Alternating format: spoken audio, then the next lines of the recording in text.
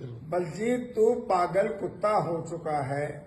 7-7 गाड़ियां हैं, किसी की कीमत 2 करोड़ है, किसी की कीमत है 1.5 करोड़ है। 2-2 फॉर्च्यूनर अभी ले ली तूने 60-60 लाख की। 5-5 करोड़ की फरारी, रेंज रोवर, डिस्कवरी, इतनी महंगी महंगी गाड़ियां तेरे घर में है। तेरा मकान बता कि वो इतना बड़ा मकान कहां बनाया, वो जमीन किस ट्रस्ट की थी, कैसे थी, कहां से लाया, वो बता। ये शेरपुर के पास NH8 पे करोड़ों की जमीन तूने खरीदी मंत्री रहते हुए, वो बता कहां से लाया। तू मंत्री रहते हुए खेड़की रोड पे जमीन खरीदी तूने आबादी की, इतनी महंगी, वो कहां से लेकर के आया।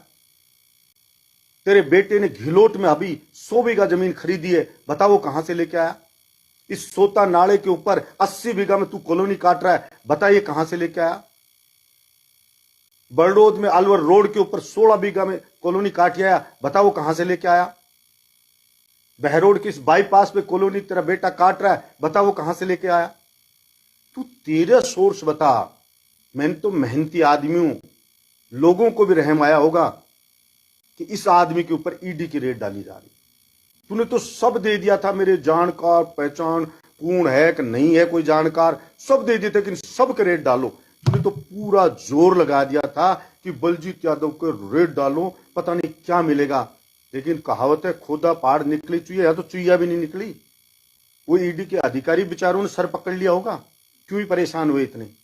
झूठी FIR तूने दर्ज करा दी, प्राण घातक हमले की, ACB में तू दर्ज कराया, ईडी की रेड तू पढ़वा रहा है, सारे षड्यंत्र रच रहा है। इससे बड़ी तो कोई एजेंसी नहीं अब देश में, अब तो कोई इससे बड़ी एजेंसी बची नहीं।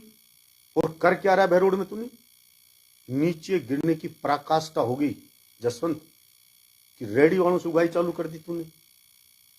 हॉस्पिटल में जाने वालों की पर्ची काटनी चालू कर दी। नगर पालिका में सुअर पकड़ने का ठेका तू ले रहा है, तेरा बेटा। मरे हुए पशु उठाने का 40-40 लाख का ठेका तेरा बेटा ले रहा है। बंदर पकड़ने के 35-35 लाख का ठेका तेरा छोरा ले रहा है। टॉयलेट में पानी डालने के 35-35 लाख का ठेका तेरा छोरा उठा रहा है। कोई पकड़ा है क्या एक बंदर बहरोड की नगर पालिका में? कोई पकड़ा है सुअर को? कौन से मरे पशु को उठाया है? कौन से टॉयलेट में पानी डालिया है? सारी दुनिया को पता है कि तू क्या कर्म कर रहा है, तेरे कुकर्मों का सबको मालूम है।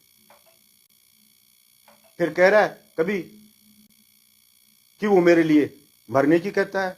नहीं, मैं तो नहीं कहता, मैं तो कहता हूं तू 100 साल जी। मैं क्यों कहूंगा? ना मैं कहता, ना मेरे बहरोड की जनता कहती। ये बात जसवंत तू स्वयं कहता है।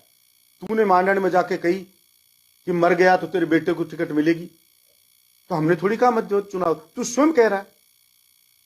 फिर तू सेसेड़ा शमशान में गया तो तूने कहा कि तूने तेरे बेटे से कहा कि तुझे सेसेड़ा के शमशान में फूंक देना, हमने थोड़ी कहा, कि तूने कहा।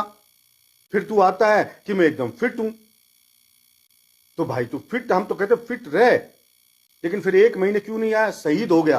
अरे उस शहीद के सम्मान में होम मिनिस्टर चल के आ गए जयपुर से, और तू स्थानीय विधायक होने के नाते नहीं आया। उसके परिवार ने तो वोट भी तेरे ही दिए थे।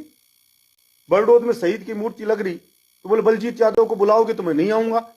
मैंने कहा भाई मैं तो नहीं आऊंगा, बुलाओ स्थानीय जो भी नेताओं। दूसरे नेताओं को रोकने लग गया फोन कर करके कि बलजीत यादव को बुला रहे, तुम मत जाओ मंत्रियों को।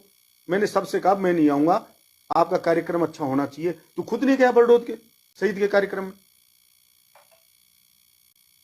और जो कार्यकर्ता, तू क्या सोच रहा है, तू तेरी काबिलियत से जीता है। बलजीत तू पागल कुत्ता हो चुका है। तैने जो कुकर्म किए हैं 5 साल, उनकी सजा तुझे मिलेगी। जो कुकर्मी तैने गरीब जनता को लूटा है, हड़पा है, वो तेरे हलक से निकलवा कर रहूंगा। कुकर्मी तेरी जगह समाज में नहीं है, तेरी जगह पागल खाने में है।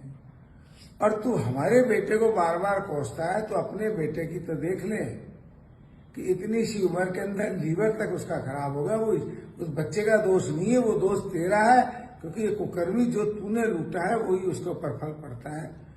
तू बिजली चोरी की बात करता है, सारे कम से कम कुछ तो दर्ज।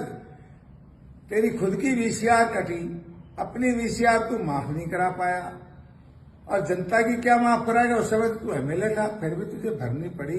इसलिए हे मक्कार, अपने आप में सही रहे, समाज का नाश मत कर, मत कर, मत कर।